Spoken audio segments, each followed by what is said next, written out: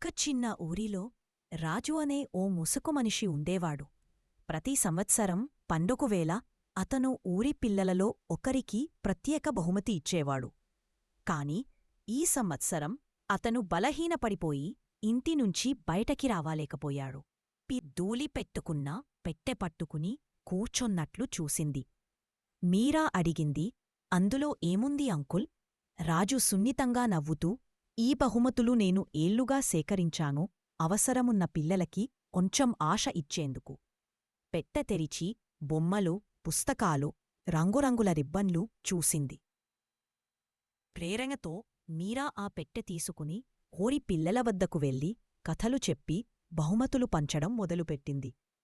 ఆ రోజునుండి ఊరు నేర్చుకుంది, మనం బలహీనంగా లేదా మరిచిపోలేమో అనుకున్నప్పుడు కూడా ఒక చిన్న దయగల చర్య ఎన్నో హృదయాలను వెలిగిస్తుంది.